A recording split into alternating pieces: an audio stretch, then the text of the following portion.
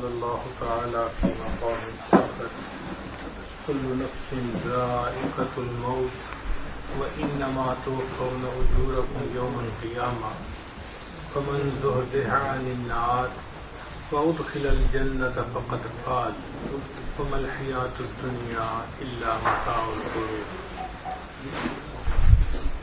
سبحان ربك رب العزة عما يصفون وسلام على المرسلين والحمد لله رب العالمين. اللهم صل على سيدنا محمد وعلى آل سيدنا محمد وبارك وسلم. انسانی زندگی ہوا میں رکھے ہوئے چراغ کی مانند ہے.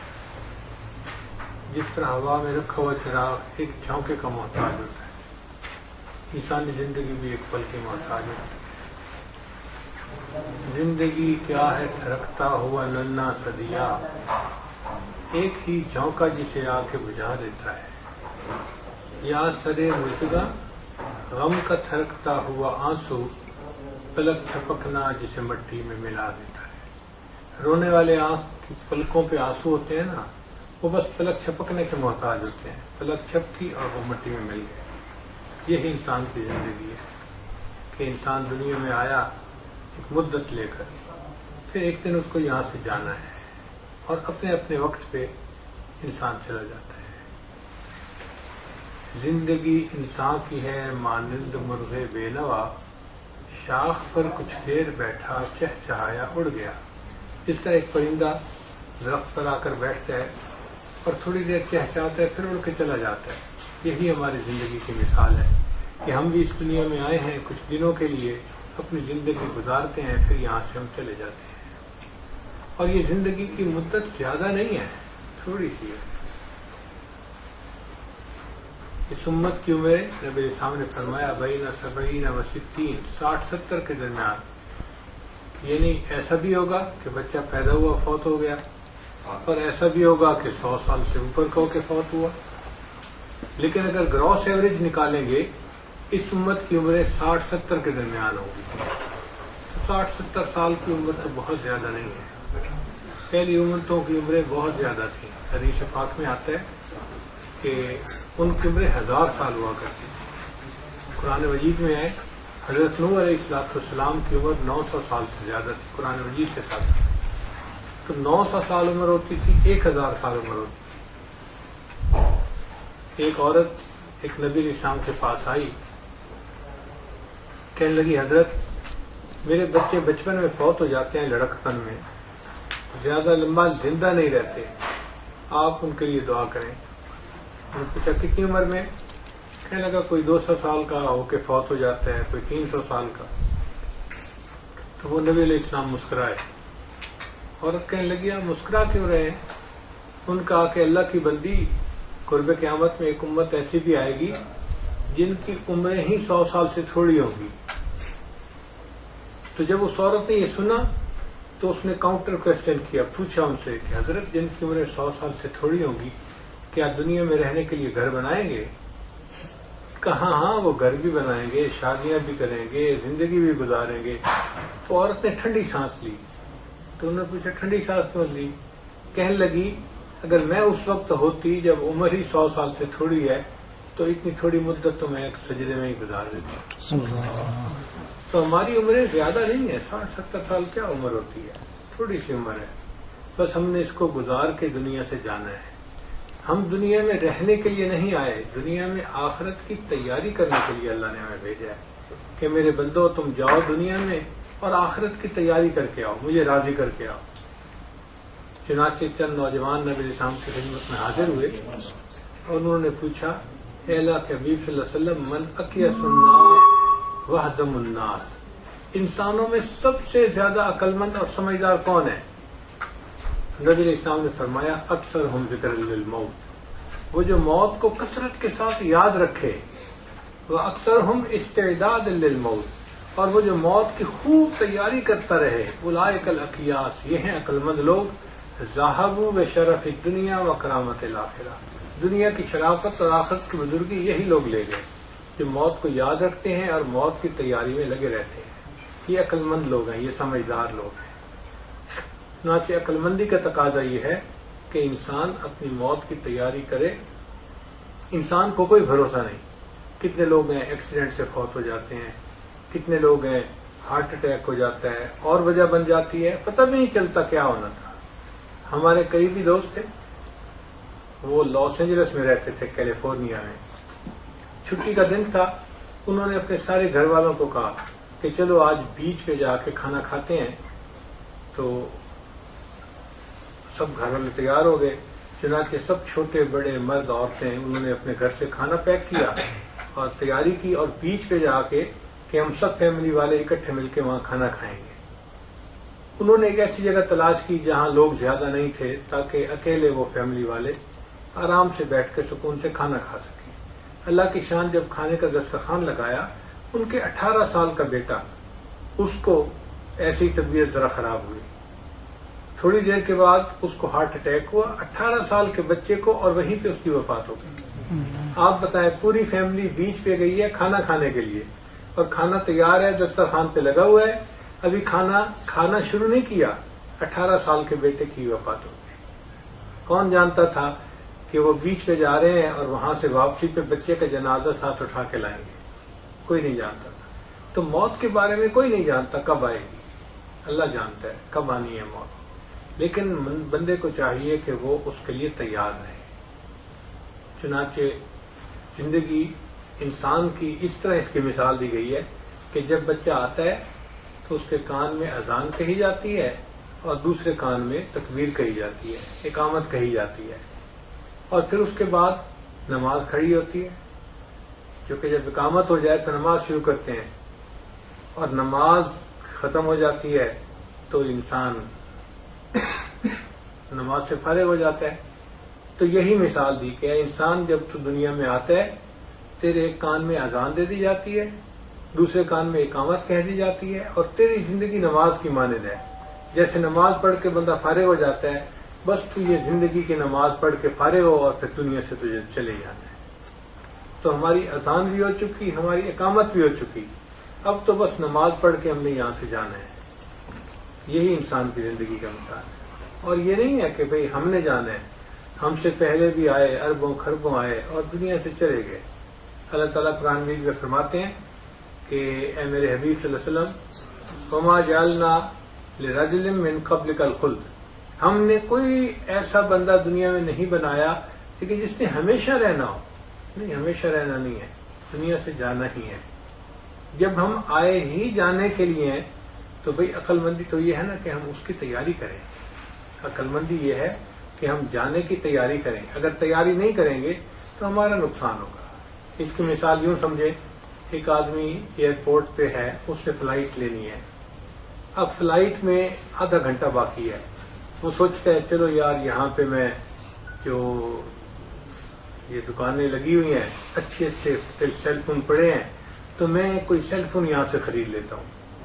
اب اگر کہ وہ سیل فون خریدے, کچھ اور خریدے, لیکن اس کو اپنی فلائٹ کے ٹائم کا تو خیال رکھنا ہے کہ کب مجھے فلائٹ جانی ہے. اب اگر وہ بھول گیا اور وہ ہر سیل فون کا فنکشن اس سے ڈسکس کر رہا ہے اور پوچھ رہا ہے, اور اسے یاد ہی نہیں کہ فلائٹ کا ٹائم ہے یا نہیں, تو فلائٹ تو مس ہو جائے گی اس کی. یہی ہمارا حساب ہے. ہم دنیا کے کاموں میں ایسے مشغول ہو جاتے ہیں کہ ہمیں مرنا یاد ہی نہیں ہوتا. یاد ہی نہیں آتا کہ ہاں ہم نے جانا ہے دنیا سے. جب موت یاد نہیں ہوتی پھر انسان غفلت کے کام کرتا ہے, گناہوں کے کام کرتا ہے, پھر انسان اللہ تعالیٰ کو ناراض کر بیٹھتا ہے. تو ہمیں چاہیے کہ ہم موت کی تیاری کریں. امام غزالی رحمۃ اللہ علیہ نے ایک بڑی خوبصورت مثال سے اس بات کو سمجھایا ہے. انہوں نے سمجھایا ہے کہ دیکھو, ایک بندہ تھا جو جنگل میں جا رہا تھا. اچانک اس نے سنا اس کے پیچھے شیر آ رہا تھا. شیر کے دھاڑنے کی آواز سنی. وہ گھبرا گیا کہ میرے پیچھے شیر آ رہا ہے, میں کہاں جاؤں. اب قریب میں کوئی ایسا درخت بھی نہیں تھا کہ جس کے اوپر وہ چڑھ جاتا شیر سے بچنے کے لیے. ایک کنواں تھا. اس نے سوچا چلو میں کنویں میں چھلانگ لگا دیتا ہوں, جب شیر چلا جائے گا تو میں باہر نکل آؤں گا. لیکن جب اس نے نیچے جھانک کے دیکھا تو اس کو کنویں کے پانی کے اندر ایک سانپ تیرتا ہوا نظر آیا. اب وہ اور پریشان, پیچھے شیر ہے اور آگے سانپ انتظار میں ہے. نہ جائے ماندن نہ پائے رفتن, جائیں تو کہاں جائیں. فوراً اس کو خیال آیا کہ کنویں کی دیوار کے ساتھ گھاس اگی ہوئی تھی کہ میں گھاس پکڑ کے لٹک جاتا ہوں، نہ اوپر رہوں کہ شیر کھائے، نہ نیچے جاؤں کہ مجھے سانپ بائٹ کرے، میں درمیان میں لٹک جاتا ہوں۔ اس نے جلدی سے وہ گھاس کو پکڑا اور لٹک گیا۔ اب اوپر شیر انتظار کر رہا ہے اور نیچے سانپ اس کے انتظار میں ہے، اور یہ اس گھاس کو پکڑ کے لٹک رہا ہے۔ اب اللہ کی شان کہ جب گھاس کو پکڑ کے لٹک رہا تھا تو اس نے دیکھا کہ 2 چوہے ہیں، ایک کا رنگ سفید ہے اور ایک کا رنگ کالا ہے، اور وہ اس گھاس کو کاٹ رہے ہیں جس گھاس کو پکڑ کے یہ لٹک رہا ہے۔ تو پریشانی اور بڑھ گئی کہ یہ کیا بنا۔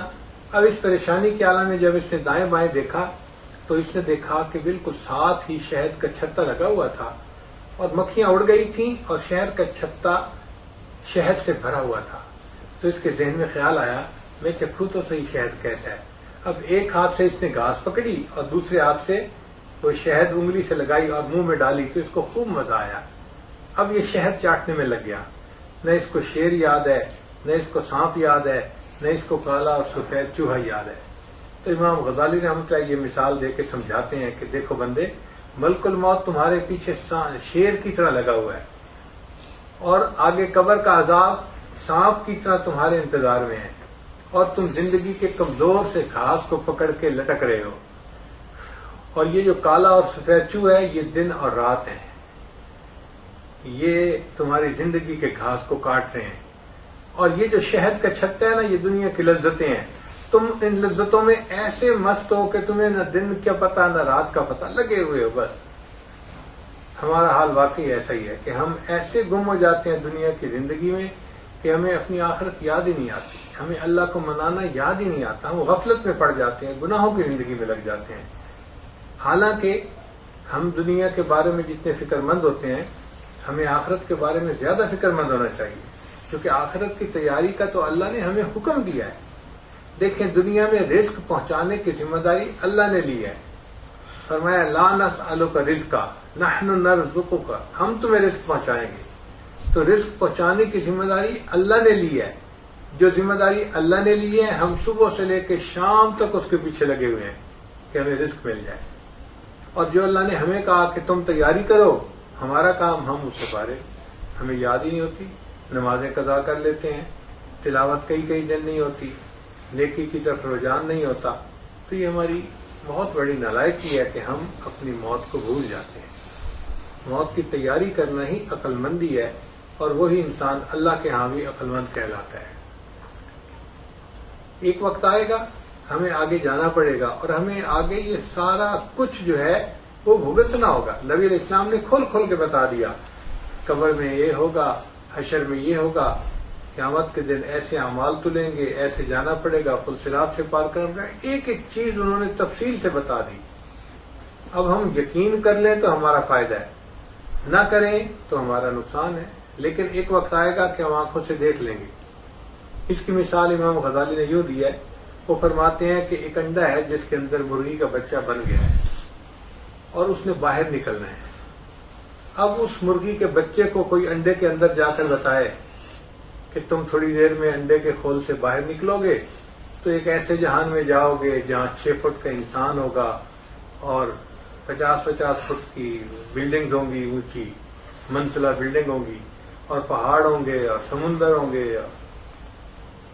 اب وہ اگر مرغی کا بچہ کہے کہ اچھا میں دیکھتا ہوں یہ سب چیزیں کہاں ہیں، تو انڈے کے اندر رہتے ہوئے تو نہ اسے انسان نظر آئے گا، نہ درخت نظر آئیں گے، نہ پہاڑ نظر آئیں گے، نہ کچھ نظر آئے گا۔ لیکن اگر وہ مان لے تو جیسے ہی وہ خول کو توڑ کے باہر نکلے گا اپنی آنکھ سے سب کچھ دیکھ لے گا۔ تو ہم بھی اسی طرح مان لیں کہ آخرت میں کیا ہونا ہے تو ہمارا فائدہ ہے، نہیں تو جیسے ہی آنکھ بند ہوگی نا ہم سب کچھ اپنی آنکھوں سے دیکھ لیں گے۔ اس لیے پھر مرتے ہوئے فرعون نے بھی دیکھا تھا آخرت کو تو کہنے لگا تھا آمنت برب موسیٰ و ہارون، میں موسیٰ اور ہارون کے رب پہ ایمان لے آیا۔ اس نے بھی اللہ کو مان لیا تھا جو خود خدائی کا دعویٰ کرتا تھا، مگر اس وقت ماننے کا کیا فائدہ؟ فائدہ تو یہ ہے کہ ہم ابھی اس بات کو مانیں اور آخرت کی تیاری کریں۔ ایک اور عجیب مثال انہوں نے دی ہے، بہت پیاری، فرماتے ہیں دریا تھا، اور اس میں ایک بڑی مچھلی تھی اور ایک چھوٹی مچھلی تھی. اب چھوٹی مچھلی نے دیکھا, زیادہ ہل کریں گے جی, اور تمہیں آواز نہیں جا رہی, آواز اندر نہیں جا رہی.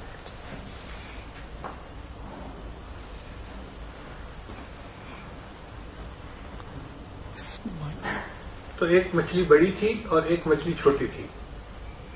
چھوٹی مچھلی نے دیکھا کہ ایک گوشت کا ٹکڑا لٹک رہا ہے پانی میں. اب اس کا دل چاہا کہ میں اس کو کھا لوں. پھر اس نے سوچا میں بڑی مچھلی سے پوچھ لیتی ہوں. اس نے بڑی مچھلی سے پوچھا کہ یہ گوشت کا ٹکڑا لٹک رہا ہے, کیا میں کھا لوں؟ اس نے کہا خبردار قریب نہ جانا. کیوں؟ اس نے کہا اس لیے کہ یہ جو گوشت کا ٹکڑا لٹک رہا ہے نا, اس کے ساتھ ایک کانٹا ہے اور کانٹے کے ساتھ ایک ڈوری ہے, اور ڈوری پیچھے ایک شکاری کے ہاتھ میں ہے, فشر مین کے ہاتھ میں ہے. تم جیسے ہی اس کو منہ لگاؤ گی نا تو یہ کانٹا تمہارے حلق میں پھنس جائے گا اور وہ شکاری تمہیں پیچھے ڈوری کی وجہ سے کھینچ لے گا.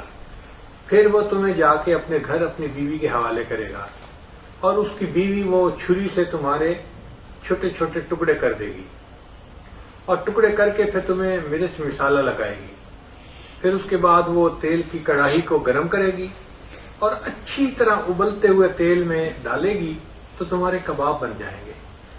پھر وہ سارے گھر والوں کو بلائے گی, دسترخوان بچھائے گی اور پلیٹوں میں ڈال کے دے گی تو لوگ آئیں گے اور 32 دانتوں سے تمہیں پیس پیس کے کھائیں گے. اب یہ ساری بات سن کے وہ چھوٹی مچھلی کہنے لگی کہ اچھا میں دیکھتی ہوں یہ سب لوگ کہاں ہیں. اب دریا کے اندر وہ 1000 چکر لگائے, نہ اس کو فشر مین نظر آئے گا, نہ اس کی بیوی نظر آئے گی, نہ ان کا کچن نظر آئے گا, نہ اس کو تیل والا تھالی نظر آئے گی, کچھ نظر آئے گا. مان لے تو اچھی بات ہے, اگر نہیں مانے گی تو جیسے ہی کھائے گی اور کھینچے گی تو خود بہت ساری مناظر اپنی آنکھوں سے دیکھے گی. یہی حال ہمارا ہے کہ ہم اللہ تعالیٰ کی باتیں, نبی علیہ السلام کی باتوں پہ مان لیں اور اس کے مطابق نیکی کی زندگی گزار لیں تو اس میں ہمارا فائدہ ہے. اگر نہیں گزاریں گے تو ایک وقت آئے گا کہ ہم اپنی آنکھوں سے دیکھیں گے اور پھر مانیں گے, سب کچھ مانیں گے, مگر اس ماننے کا پھر فائدہ نہیں ہوگا. It will be too late, وہ زیادہ دیر ہو جائے گی. عقل مند انسان وہ ہے جو دنیا میں اس چیز کا احساس کرے اور اپنی آخرت کی تیاری میں لگ جائے. اچھا یہ ذہن میں رکھیے گا کہ آخرت کی تیاری جو ہے نا وہ کوئی جمناسٹک نہیں کرنی ہوتی, کوئی ایکسرسائز نہیں کرنی ہوتی, کوئی برسک واک نہیں کرنی ہوتی کہ آپ صبح صبح برسک واک کریں اور آپ صبح ایکسرسائز کریں اور ورک آؤٹ کریں. نہیں, آخرت کی تیاری بڑی سمپل ہے. کیا؟ پہلی بات کہ ہم اپنے گناہوں سے سچی توبہ کریں جو ہم کر چکے ہیں, پہلی بات.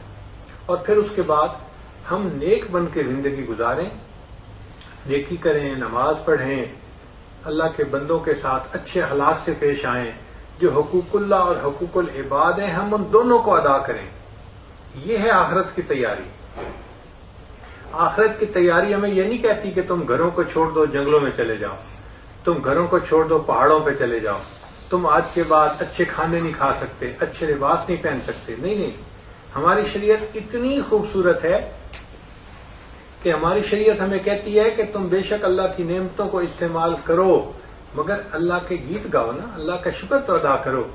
یہ تو حق بنتا ہے نا کہ جس پروردگار نے یہ نعمتیں دی ہیں ہم اس پروردگار کا شکر ادا کریں کہ اللہ آپ کا شکر ہے, آپ نے ہمیں یہ نعمت دی, یہ نعمت دی, یہ نعمت دی. اب اگر شکر بھی ادا نہ کر سکے تو یہ تو زیادتی ہے نا. آج کوئی بندہ کوک پیپسی پیش کر دے نا ہم اس کو بھی تھینک یو کہہ دیتے ہیں. کتنی عجیب بات ہے کہ جس پروردگار نے صحت جیسی نعمت دی, دسترخوان پہ اس نے کئی قسم کے کھانے لگوائے, ہم پیٹ بھر کے کھانا کھاتے ہیں اور کھانا کھانے کی دعا پڑھنا بھول جاتے ہیں.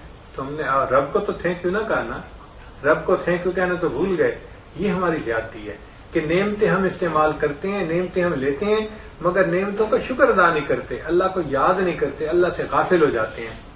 اس لیے شریعت کہتی ہے کہ تم نیکی کی زندگی گزارو اور اللہ کو یاد کر کے زندگی گزارو. اب دیکھیں جو سادھو لوگ ہوتے ہیں بدھ مت مذہب میں, ان کے ہاں یہ دستور ہے کہ سادھو صبح جب اٹھتا ہے تو وہ ننگے پاؤں ننگے سر وہ لوگوں کے دروازے پہ جاتا ہے اور ان سے بھیک مانگتا ہے اور جو وہ دیتے ہیں اس میں سے وہ کھاتا ہے, پکا کے نہیں کھا سکتا.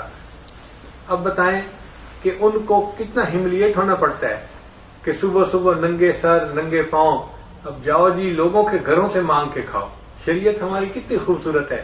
وہ کہتی ہے کہ تم نے کمایا ہے، تمہارے بینک اکاؤنٹ میں ملینز ہیں، بہت اچھی بات ہے، تم ان سے اپنا کھانا بنواؤ اور شام سے بیٹھ کے اپنے گھر والوں کے ساتھ مل کے کھاؤ، تمہیں باہر نکلنے کی ضرورت نہیں ہے، لیکن اتنا کرو کہ جب تم اس کو کھاؤ تو شکر تو ادا کرو نا اللہ کا، تو کھانے سے پہلے کی دعا بھی پڑھو، کھانے سے بعد کی بھی دعا پڑھو۔ اب یہ کون سا مشکل کام ہے؟ اللہ کو بھول جائیں تو یہ ہمارا قصور ہے نا، ہم دعائیں نہ پڑھیں تو یہ ہمارا قصور ہے۔ اللہ چاہتے ہیں کہ نعمتوں کو استعمال کرو، شریعت یہ نہیں کہتی کہ تم پھٹے کپڑے پہنو، شریعت کہتی ہے کہ عورتیں اگر ہزاروں ریال کے یا ہزاروں درہم کے بنے ہوئے سوٹ پہنے تو ان کے لیے جائز ہے، مگر نیت ہو اپنے خاوند کے لیے پہنے۔ یہ تو غلط بات ہے نا کہ اللہ نے مال پیسہ دیا ہے اور وہ غیر مردوں کو دکھانے کے لیے کپڑے پہنے، یہ تو غلط بات ہے نا۔ اللہ نے مال پیسہ دیا ہے اور وہ دوسری عورتوں پر اپنی برتری ظاہر کرنے کے لیے فخر کے طور پر پہنے، شریعت کہتی ہے یہ اچھی باتیں نہیں ہیں، تم اپنی نیت کو ٹھیک کرو۔ نیت کیا کہ میں اپنے خاوند کو اچھی لگوں۔ چنانچہ اگر کوئی عورت 1,00,000 درہم کا ایک سوٹ پہنتی ہے اور اپنے خاوند کی نیت کرتی ہے تو اس کا وہ سوٹ پہننا بھی عبادت بن جائے گا۔ کتنی خوبصورت شریعت ہے۔ شریعت نے کب کہا ہے کسی کو کہ تم پھٹے کپڑے پہنو؟ نہیں، شریعت کہتی ہے کہ ہاں اگر تمہارے پاس وسائل نہیں ہے اور کپڑے پھٹ گئے، اب تم اس کو پیوند لگا کے پہنو تو اس پر بھی ثواب ملے گا۔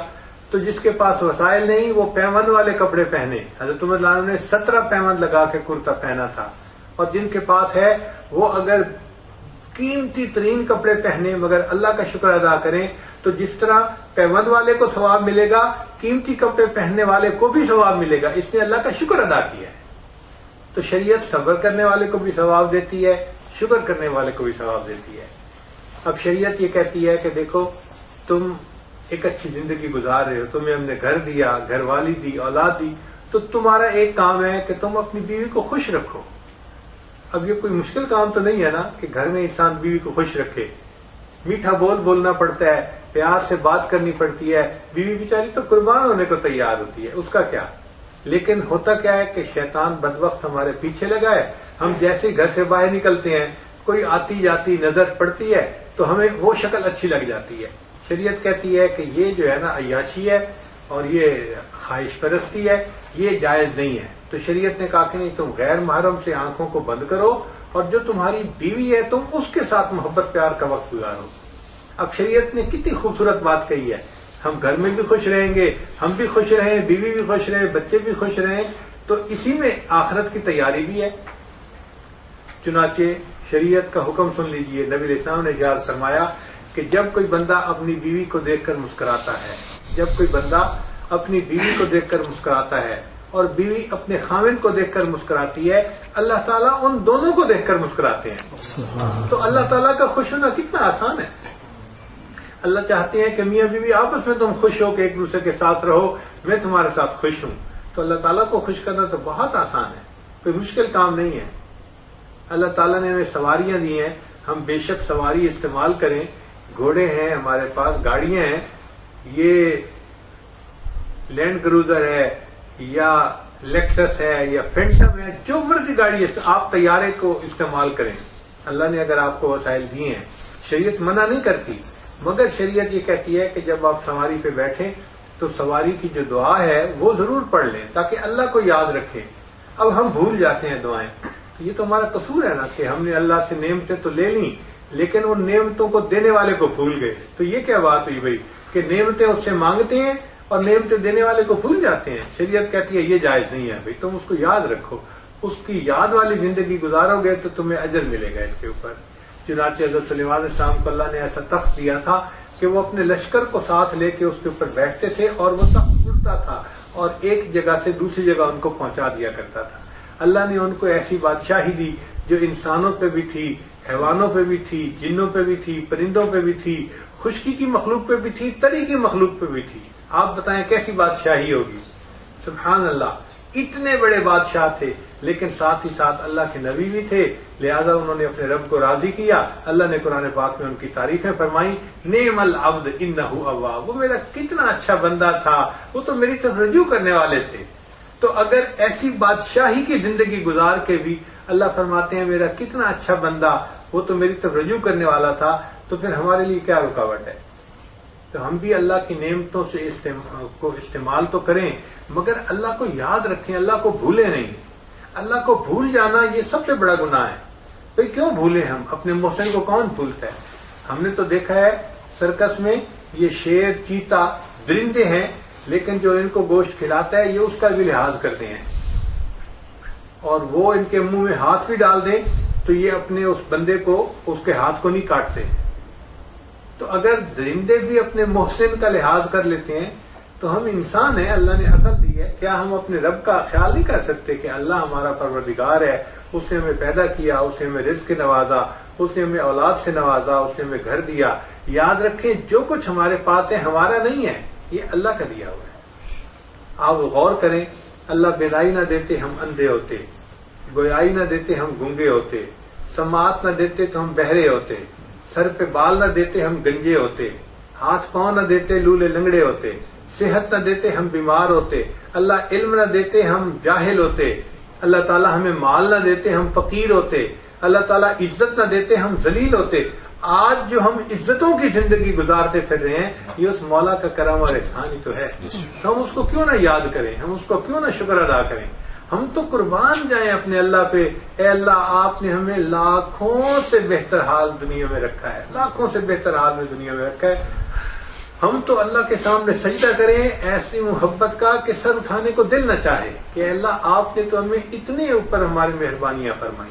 جب ہم اس طرح اللہ کا شکر ادا کریں گے اللہ تعالیٰ ان نعمتوں کو اور بڑھائیں گے۔ اللہ فرماتے ہیں لئن شکرتم لازیدنکم، اگر تم نعمتیں کا شکر ادا کرو گے ہم اپنی نعمتیں اور زیادہ تمہیں عطا کریں گے، اتنی دیں گے کہ تم بس بس کرو گے، اتنی نعمتیں تمہیں ہم دیں گے، لیکن تم شکر ادا کرو۔ تو اس کو موت کی تیاری کہتے ہیں کہ انسان اپنی زندگی شریعت کے مطابق بنا لے۔ اب دیکھیں شریعت کے مطابق زندگی بنانا کوئی مشکل کام نہیں ہے، بہت آسان کام ہے۔ اس کا آسان طریقہ میں بتاؤں کہ دن میں 5-7 کام ایسے ہیں کہ جو ہم روزانہ کرتے ہیں۔ مثلا ہم روزانہ نہاتے ہیں، کپڑے بدلتے ہیں، روزانہ کھانا کھاتے ہیں، روزانہ نماز پڑھتے ہیں، روزانہ اپنے بیوی بچوں کے ساتھ بیٹھتے ہیں، وقت گزارتے ہیں، دفتر جاتے ہیں، گاڑی چلاتے ہیں۔ یہ 5-7 کام ہیں جو ڈیلی ہم روٹین سے ریپیٹ کر رہے ہوتے ہیں۔ ان 5-7 کاموں کو آپ سنت کے مطابق کرنا سیکھ لیں، علماء سے رابطہ کریں۔ وہ جی کھانا سنت کے مطابق کیسے کھاتے ہیں وہ بتائیں گے، آپ دسترخوان لگا کے کھانا کھائیں اور ایسے ہاتھ دھوئیں اور دعا پڑھیں اور یہ دعا پڑھیں، تو ہم اس کھانے کو سنت کے مطابق کھا لیں۔ ہم نے کپڑے بدلنے ہیں، ہم کپڑوں کو سنت کے مطابق بدل لیں۔ نہانا ہے، سنت کے مطابق نہا لیں۔ ہم سنت کے مطابق گاڑی پہ سفر کر کے گھر سے جائیں اور واپس آئیں۔ بیوی بچوں میں بیٹھنے ہیں، ہم سنت کے مطابق بیوی بچوں کے اندر وقت گزاریں، محبت پیار سے وقت گزاریں، بچوں پہ شفقت دکھائیں، بچوں کی چھوٹی موٹی آرزوؤں کو پورا کریں، خوش کریں ان کو تاکہ وہ خوش ہو کے زندگی گزاریں، ان کو تعلیم دیں۔ اب یہ 8-10 کام اگر ہم نے سنت کے مطابق بنا لیے تو آپ سمجھ لیں کہ آپ کی زندگی 75% سنت کے مطابق ویسے ہی بن جائے گی، باقی تو کوئی کام کبھی کبھی ہوا کرتا ہے۔ تو اپنی عادت کو سنت کے مطابق ڈھال لیں تو زندگی سنت کے مطابق آرام سے ہو جائے گی۔ کپڑے تو آپ نے پہننے ہی ہیں، اب یہ آپ کی مرضی ہے، آپ اس کو کافروں کے نمونے کے مطابق بھی کپڑے پہن سکتے ہیں اور چاہیں تو نبی اسلام کی سنت کے مطابق بھی پہن سکتے ہیں۔ سنت کے مطابق بھی صاف ستھرے کپڑے پہن سکتے ہیں، خوبصورت کپڑے پہن سکتے ہیں، اور آپ چاہیں تو آپ وہ کافروں کے ڈیزائن پہنیں کہ جو باہر ملکوں کے بنے ہوئے ہوں اور آپ اس میں انگریز نظر آئیں۔ یہ تو چوائس ہمارا ہے۔ اللہ فرماتے ہیں میرے بندے غیروں کا چوائس کیوں کرتے ہو، تم میرے نبی صلی اللہ علیہ وسلم کی مشابہت اختیار کرو، بس ان کی سنت کے مطابق تم رہو تو تمہاری زندگی عبادت بن جائے گی، ہمارے کپڑے پہننا عبادت بن جائے گا، حتیٰ کہ نبی علیہ السلام کی سنت کے مطابق ہمارا نیند سو جانا بھی عبادت بن جائے گا۔ حتیٰ کہ علماء نے لکھا ہے کہ جو بندہ سنت کے مطابق ٹوائلٹ میں چلا جائے اور فارغ ہو کے باہر نکل آئے، ٹوائلٹ میں جانا فارغ ہو کے آنا اس کے لیے عبادت بن جائے گا۔ اب جس مومن کا فارغ ہونا قضاء حاجت سے بھی عبادت بن جاتا ہو تو مومن کے تو مزے ہیں۔ بس ہم ایک کام کریں کہ ہر کام کا بارے میں تحقیق کریں، بھئی سنت کیا ہے، ہم اس کے مطابق اس کام کو کرنے کی عادت ڈالیں۔ یہ آخرت کی تیاری ہے۔ نہ کاروبار روکنا پڑے گا، نہ آپ کو گھر چھوڑنا پڑے گا، نہ آپ کو بھوکا رہنا پڑے گا، نہ آپ کو پیاسا رہنا پڑے گا، کچھ نہیں رہنا پڑتا. من پسند کے کھانے کھائیں، سنت دعا پڑھیں پہلے بھی اور آخر بھی، اللہ تعالیٰ آپ کو اس کھانے کو عبادت بنا دیں گے. اور اسی طرح آپ جو کام بھی کرنا ہے سنت کے مطابق کریں اور اچھے اخلاق اپنائیں. کسی بندے کا دل دکھانا، کسی کو تکلیف پہنچانا، یہ اللہ کو بہت ناپسند ہے. چنانچہ نبی الاسلام نے ارشاد فرمایا اکمل المؤمنین ایمانا احسنہم خلقا، کہ سب سے کامل مومن وہ ہے جس کے اخلاق سب سے اچھے ہوں گے. تو بھئی اچھے اخلاق کے ساتھ زندگی گزاریں، اس میں کون سی رکاوٹ ہے ہمارے لیے؟ کوئی ضروری تو نہیں کہ ہم بے سینگ کے جانور بن کے رہیں. ذرا سی بات اس سے بھی سینگ لڑا رہی ہے، اس سے بھی لڑا رہی ہے، اس سے بھی ناراض، اس سے بھی ناراض. ایسا نہیں کرنا چاہیے. اچھا انسان وہ ہوتا ہے جو دوسروں کے لیے راحت کا سبب بنے، دوسروں کے لیے خوشی کا سبب بنے. چنانچہ بعض لوگ اتنے اچھے اخلاق والے ہوتے ہیں کہ ان کو دیکھ کے دل خوش ہو جاتا ہے. اتنے ہمبل، اتنے اچھے اخلاق والے بات کرتے ہیں، دوسرے بندے کا دل مو لیتے ہیں. اور جو دوسرے کا احساس کرنے والا ہو نا، وہ بندہ اللہ کو بڑا پیارا، بہت پیارا. آپ غور کریں کہ ایک بزرگ تھے، محدث تھے، تو ان کی وفات ہو گئی. خواب میں نظر آئے تو کسی نے پوچھا حضرت آگے کیا بنا؟ کہنے لگے بس اللہ نے مغفرت کر دی. ان کا اچھا، اب تو بڑے محدث تھے، حدیث پڑھاتے تھے، بڑے شاگرد تھے. نہیں، حدیث کی وجہ سے یا طلباء کی وجہ سے میری مغفرت نہیں ہوئی.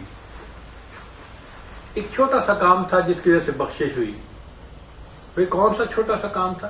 کہنے لگے کہ میں ایک دفعہ بیٹھا کتاب لکھ رہا تھا، تو اس زمانے میں قلم دوات ہوتی تھی، تو میں نے قلم میں سیاہی لگائی، اور جیسے ہی میں نے دوات سے قلم نکالی، ایک مکھی اس کی ٹپ کے اوپر آ کے بیٹھ گئی.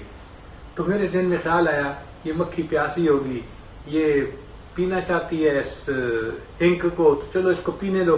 تو میں نے قلم کو تھوڑی دیر کے لیے ہولڈ کر لیا، روک لیا ایک جگہ. وہ 1 سیکنڈ کے لیے مکھی بیٹھی اور اڑ کے چلی گئی. اللہ کو یہ عمل پسند آیا کہ تو نے ایک مکھی کی پیاس کا خیال رکھا، چلو میں تمہیں جہنم کی پیاس سے نجات دیتا ہوں، جنت عطا فرما. آپ بتائیں کہ مکھی کی پیاس کا ہم اگر خیال کریں گے، اس پر اگر جنت ملتی ہے تو پھر جنت اور سستی اس سے زیادہ کیسے مل سکتی ہے؟ ہے دنیا کی کوئی چیز کہ جو اتنی سستی ملے؟ اللہ نے جنت کو اتنا سستا کر دیا. ہارون رشید کی بیوی تھی زبیدہ خاتون، ملکہ تھی، نیک تھی. اس کی وفات ہوئی تو کسی کو خواب میں نظر آئی. اس نے پوچھا ملکہ آگے کیا بنا؟ کہنے لگی اللہ نے بس میری مغفرت فرما دی. اس نے کہا تیری مغفرت تو ہونی ہے، تو نے تو نہر زبیدہ بنوائی تھی اور اس نہر سے تو لاکھوں لوگوں کو فائدہ ہوا تھا.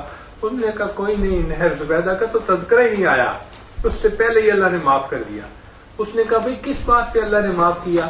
کہنے لگی کہ ایک دفعہ مجھے بھوک لگی ہوئی تھی اور میں بیٹھی دسترخوان پہ کھانا کھا رہی تھی، تو میں نے اپنا لقمہ توڑا اور اس کو سالن سے لگایا کہ میں کھاتی ہوں. جیسے ہی میں نے سالن سے لگایا اور لقمہ منہ کی طرف لے جانے لگی تو اذان کی آواز آئی مسجد میں، اللہ اکبر.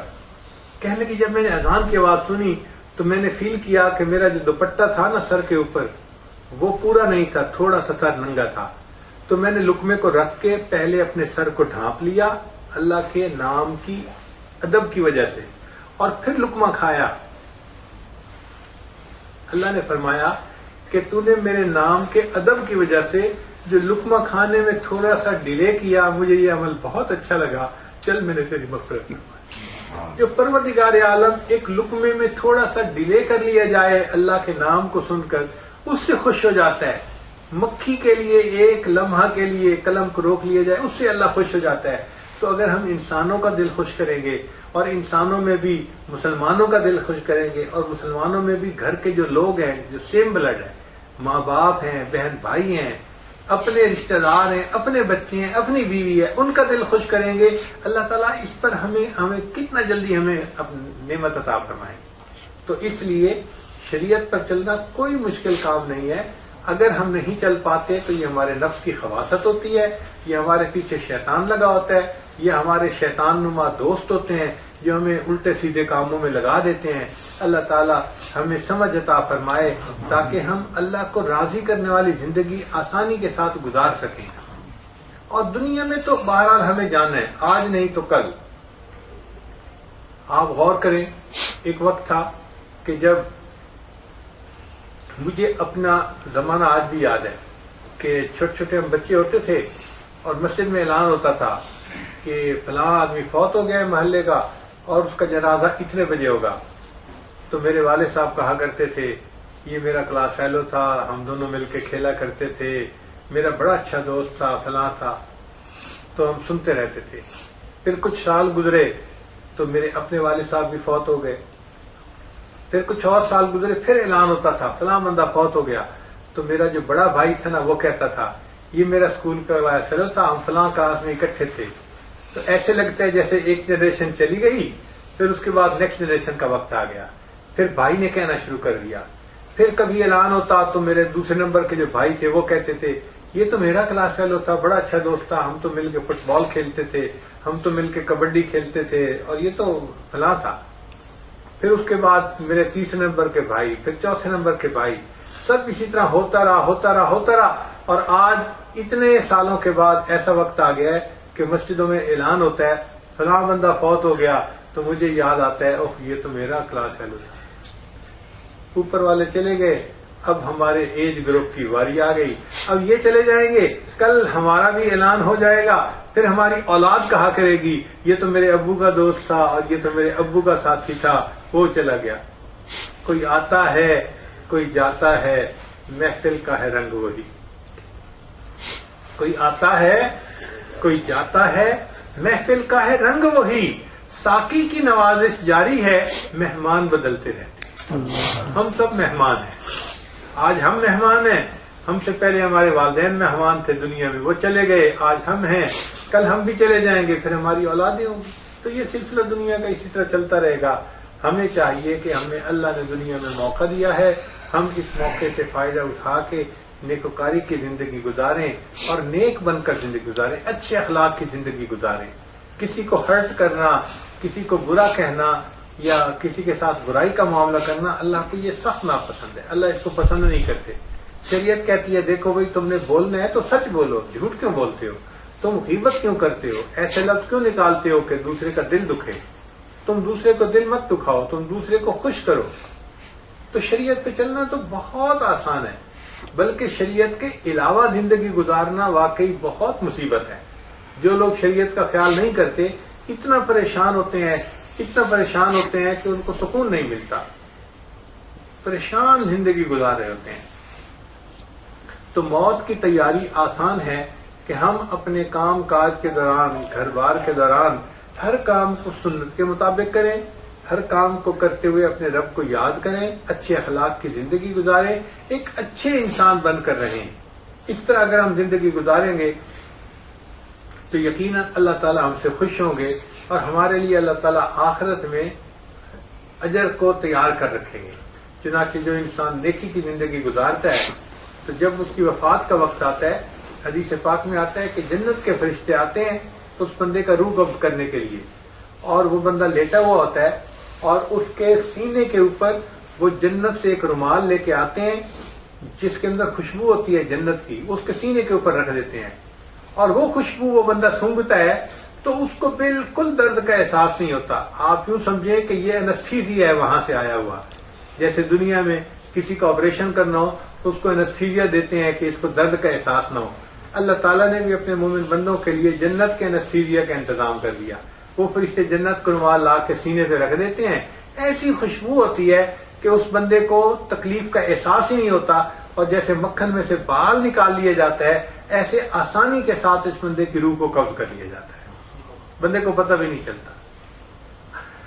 پھر روح قبض کر لیتے ہیں تو یہ چونکہ اللہ کا مقبول بندہ ہوتا ہے، اللہ تعالیٰ پھر فرشتوں کو فرماتے ہیں دیکھو یہ میرا بندہ ہے، اب اس کی روح کو قبض کر لیا، اب اس کا جنازہ اٹھے گا تو جہاں گھر سے لے کے قبر تک اس کا جنازہ جائے گا، فرشتوں تم جاؤ اور راستے کے دونوں طرف قطار باندھ کے کھڑے ہو جاؤ.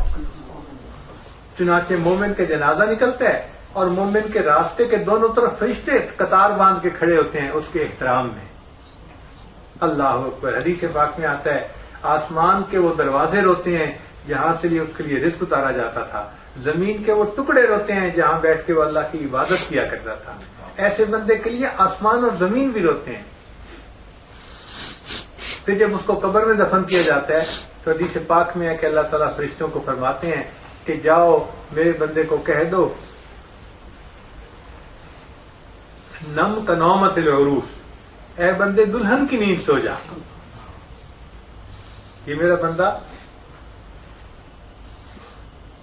دنیا سے تھکا ماند آیا ہے، اسے کہو کہ یہ دلہن کی نیند سو جائے۔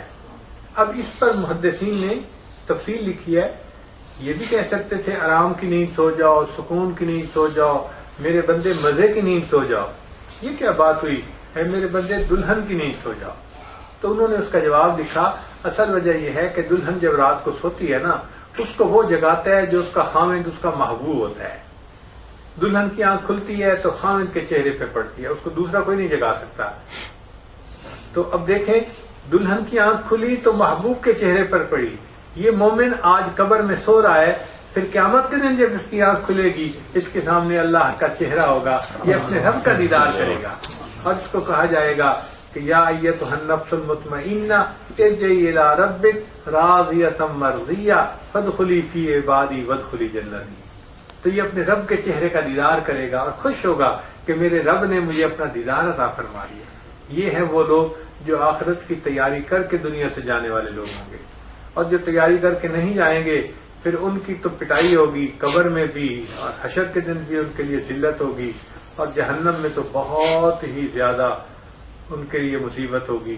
اللہ تعالی ہمیں نیکوکاری کی زندگی گزارنے کی توفیق عطا فرمائے۔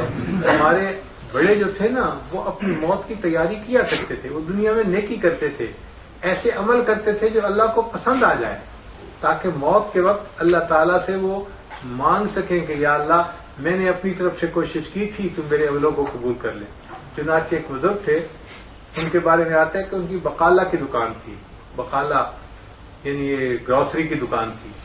اچھا، ان کے پاس لوگ آتے تھے، غریب لوگ گروسری لینے کے لیے، تو اس زمانے میں چاندی کے روپے ہوتے تھے، آج کل تو پلاسٹک کے ہوتے ہیں اور کاغذ کے ہوتے ہیں روپے، بل جو بنے ہوتے ہیں، نوٹ ہوتے ہیں، لیکن اس زمانے میں چاندی کے روپے ہوتے تھے۔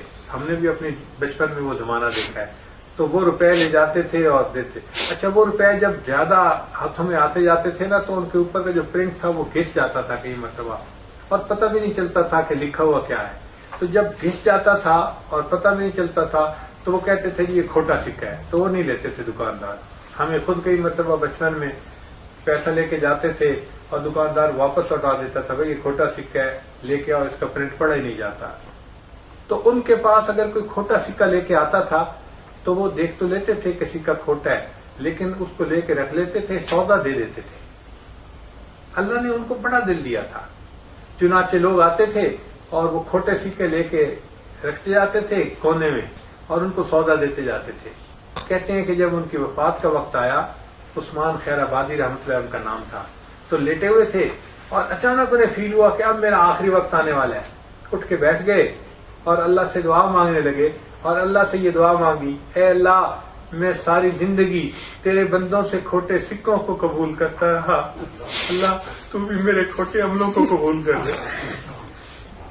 اے اللہ میں ساری زندگی تیرے بندوں سے کھوٹے سکوں کو قبول کرتا رہا، اللہ تو بھی میرے کھوٹے عملوں کو قبول کر دے۔ دیکھا، آخرت کی تیاری کی ہوئی تھی، اللہ کو یہ عمل دیا اور اس کے بعد کلمہ پڑھا، فوت ہو گئے۔ تو ہم بھی آخرت کی تیاری کریں، نیکی کریں، دوسروں کے ساتھ ہمدردی کریں، کسی کے دکھ بانٹیں، کسی کا غم جو ہے اپنے اوپر لے لیں اور کسی کی خدمت کریں۔ ہم جب کسی کے دل کو خوش کریں گے، اس کے بدلے پھر اللہ تعالیٰ ہمیں بہت بڑا اجر عطا فرمائیں گے۔ یہ آخرت کی تیاری ہے، بس آج نیت کریں کہ آج سے ہم نے گناہوں کو چھوڑ دیا اور آج کے بعد ہم اللہ تعالیٰ کی فرما برداری والی زندگی گزاریں گے۔ آپس میں ایک دوسرے کے ساتھ اگر رنجشیں ہوں تو بھائی معاف کر دینا چاہیے۔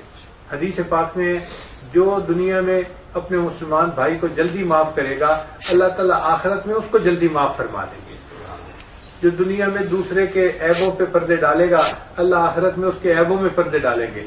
عورتوں میں کئی دفعہ رنجشیں ہو جاتی ہیں، بھائیوں میں ہو جاتی ہیں، تو ان باتوں کو لمبا نہیں کرنا چاہیے، ضد بازی نہیں کرنی چاہیے، بلکہ اس کو دنیا میں ہی رفع دفع کر لینا چاہیے۔ آخرت میں हिसाब किताब अगर हो गया तो हम मुसीबत में पड़ जाएंगे, बस दुनिया में एक दूसरे को माफ कर दें। अच्छा, कई मरतबा एक माफी मांगता भी है तो दूसरा जिद की वजह से माफ नहीं करता उसको, ये बहुत बड़ा गुनाह है। जरा गौर करना, मैं आपको एक बात बता दूं कि अगर कोई बंदा किसी से माफी मांगे तो दूसरे बंदे को चाहिए कि जितनी बड़ी भी गलती हो चुकी है फौरन माफ कर दे। हदीस पाक में नबी इस्लाम ने फरमाया, अगर कोई बंदा दुनिया में दूसरे बंदे से माफी मांगे, अगर कोई बंदा दूसरे से दुनिया में माफी मांगे और वो आगे से जवाब दे कि मैं तुझे माफ नहीं करता, और वो आगे से क्या कहे कि मैं तुझे माफ नहीं करता, नबी इस्लाम फरमाते हैं कि उसको चाहिए कि वो हौज़ कौसर पे मेरे सामने बताए। जो बंदा दूसरे को ये कहेगा कि मैं तुझे माफ नहीं करता, नबी इस्लाम फरमाते हैं उसको चाहिए कि वो हौज़ कौसर पे मेरे सामने मत आए। यानी क्या कहना चाहते हैं नबी इस्लाम? ये कहना चाहते हैं मैं हौज़ कौसर पे उसकी शक्ल नहीं देखना चाहता। आप बताएं, अगर हम माफ नहीं करेंगे और इसके बदले अल्लाह के महबूब से हमारी शक्ल भी देखना पसंद नहीं करेंगे तो हमारा क्या बनेगा? तो हम माफी मांग भी लें और माफ कर भी लें और दुनिया ही में ये कर लें, आखिरत में माफी करवाना बहुत मुश्किल काम होगा, वहां कोई किसी को माफ नहीं करेगा। अल्लाह ताला हमें समझ अता फरमाए। अल्लाह ने हमारे लिए एक अमल बनाया है जिसको तौबा कहते हैं, वो अजीब नेमत है। अगर कोई इंसान कितना गुनाहगार था, शराबी था, जानी था, बदमाशी की जिंदगी गुजार रहा था, नशे की जिंदगी गुजार रहा था, शरीयत कहती है सच्ची तौबा करके एक नई जिंदगी गुजारना शुरू करे, अल्लाह ताला पिछले सब गुनाहों को माफ फरमा देंगे और आइंदा उसको अल्लाह ताला नेकोकारी की जिंदगी नसीब फरमाएंगे। अल्लाह ताला हमें भी नेकी की जिंदगी अता फरमाए। बहुत दुआ है, हाजी साहब की वफात हुई, अल्लाह ताला उनको जन्नत का आला मकाम अता फरमाए। वो एक नेक इंसान थे और उन्होंने लोगों के दिलों में अपनी मोहब्बत पैदा की हुई थी।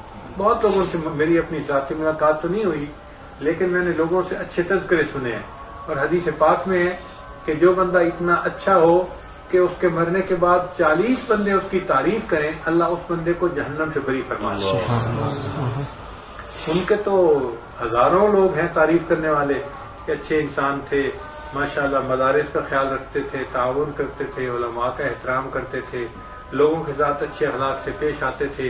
दुआ है अल्लाह ताला उनकी औलाद को आपस में इत्तेफाक अता फरमाए, आपस में मोहब्बतें अता फरमाए और ये जो छोटे मोटे एक दूसरे के साथ रंजिशें होती हैं आपस में इसको खत्म करके मोहब्बत प्यार की जिंदगी गुजारे, ताकि अल्लाह ताला आने वाले वक्त को गुजरे वक्त से बेहतर बना दे। अल्लाह ताला बहन भाइयों के दरमियान उनसे मोहब्बतें पैदा फरमा दे।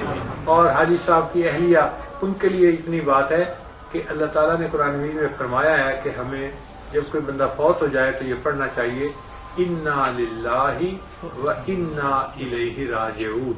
इसके पढ़ने से दिल को सुकून मिल जाता है, तसल्ली मिल जाती है। वाकई सच्ची बात है, औलाद भी गमजदा है, लेकिन सबसे ज्यादा घर में जो गमजदा होगा वो तो उनकी शरीक हयात है, जो उनकी बीवी जिसने बन के जिंदगी गुजारी। इतनी कमी तो कोई महसूस नहीं करेगा जितनी कमी वो महसूस करेंगी, मगर उनके लिए भी है कि वो इन्ना लिल्लाहि व इन्ना इलैहि राजिऊन ये पढ़ती रहेंगी तो अल्लाह उनके दिल को सुकून देंगे। अच्छा, मैं चंद मिनट में इसका आज तर्जुमा समझा दूं, मौका बन ही गया कि इन्ना लिल्लाह का मतलब यह है कि हम अल्लाह के हैं। इन्ना लिल्लाह का क्या मतलब है? हम अल्लाह के हैं, यानी अल्लाह हमारा मालिक है, वो खालिक भी है, मालिक भी है। अच्छा, जब कोई मालिक होता है ना तो फिर मालिक को हर इख्तियार होता है। आप देखें, आप घर में एक जूस की बोतल लाते हैं, अब आपको इख्तियार है, आप उसे चाहे तो बाहर टेबल पे रख दें, चाहे तो फ्रिज के निचले दरवाजे निचले हिस्से में रख दें, चाहे तो उसको फ्रिज के ऊपर के दर्जे में रख दें। कोई आपसे नहीं पूछ सकता भाई आपने इसको यहां क्यों रखा, भाई मैं मालिक हूं, मैं लेके आया हूं, मैं जहां रखूं मेरा इख्तियार है। इसी तरह अल्लाह हमारा मालिक है, अल्लाह का इख्तियार है, वो चाहे तो हमें दुनिया में रखे, चाहे तो हमें दुनिया से आगे ले जाए। मालिक जो हुआ, तो जब हम कहते हैं इन्ना लिल्लाह, हम अल्लाह के हैं, तो हम ये इकरार कर रहे होते हैं, ए अल्लाह आप हमारे मालिक हैं, आपको इख्तियार है, जिसको चाहें आप यहां रखें, जिसको चाहें अपने पास बुला लें। कोई एतराज नहीं कर सकता फलां को तो जल्दी मौत आ गई, फलां को तो बच्चे को मौत आ गई, फलां को जवानी को, भाई बच्चा हो बूढ़ा हो जवान हो, जब है अल्लाह का तो अल्लाह जहां चाहे उसको रखें, उसका इख्तियार है। तो इन्ना लिल्लाह कह के दिल को सुकून हो जाता है कि जिसकी वफात हुई वो अल्लाह की मर्जी थी, ठीक वक्त पे हुई, ठीक हुई। پھر اس کے بعد اگلا فکرہ ہے وَإِنَّا إِلَيْهِ رَاجِعُونَ، اور ہم نے اللہ ہی کی طرف لوٹنا ہے. یہ فکرہ سمجھنے والا ہے. اس کے لیے میں آپ کو ایک چھوٹا سا واقعہ سناؤں. ہمارے گھر میں ایک بچی ہے، پوتی ہے میری، حنانہ اس کا نام ہے. جب وہ 2 سال کی تھی نا، اس کو اپنی دادوں سے بہت محبت، انتہا درجے کی محبت، ان کے بغیر نہیں وہ رہتی تھی. چنانچہ اگر کبھی دادوں نے سفر پہ جانا ہوتا، ادھر ادھر ہوتا، تو وہ پیچھے رو رو کے حشر کر لیا کرتی تھی. ایک مرتبہ عمرے پہ جانا تھا تو ہم نکل گئے، تو سوئی ہوئی تھی. جب اٹھی اور اس نے دیکھا کہ دادو نہیں ہے، وہ اتنا روئی کہ اس کو روتا دیکھ کے گھر کے سب لوگ رو پڑے. اور وہ روتے ہوئے یہ کہہ رہی تھی، جب دادو کو پتہ ہے کہ میں ان کے بغیر اتنا روتی ہوں، مجھے ساتھ کیوں نہیں لے کے جاتی. وہ 2 سال کی چھوٹی سی بچی تھی اور سمجھ میں نہیں پاتی تھی کہ بھئی یہ سفر تو رہتا ہی ہے زندگی میں انسان کے. تو ہم نے پھر فیصلہ کیا کہ بھئی اب ہم اس کو حج عمرے پہ اپنے ساتھ ہی رکھا کریں گے، الگ نہیں کریں گے، اس کا رونا ہم سے برداشت نہیں ہوتا. تو ہم نے ٹکٹیں بک کروائیں. اللہ کی شان کے سفر ایسا بنا کہ ہمیں 1 مہینہ پہلے گھر سے نکلنا پڑا. ہم نے پہلے کسی ملک جانا تھا اور وہاں سے ہم نے حج پہ جانا تھا.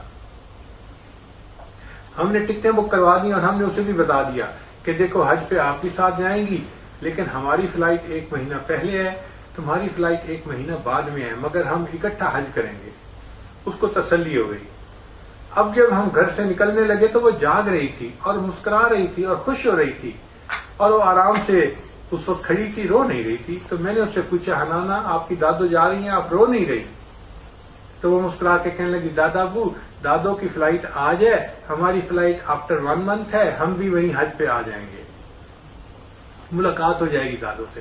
تو مجھے دل میں خیال ہوا کہ دیکھو، جب اس بچی کو یہ احساس ہے کہ جانے والے جا رہے ہیں اور تھوڑے دنوں میں نے بھی آگے چلے ہی جانا ہے، تو اب اس کے لیے یہ جدائی کوئی غم نہیں ہے، یہ آسانی سے خوش ہو کے الوداع کر رہی ہے. یہی معاملہ ہے کہ جب وہ کہتے ہیں انا للہ، ہم اللہ کے ہیں، یعنی جس کو اللہ نے بلانا تھا اس کو تو اللہ نے اپنے پاس بلا لیا، مگر آگے ہم کہتے ہیں انا الیہ راجعون، ہم نے بھی آگے جانا ہے.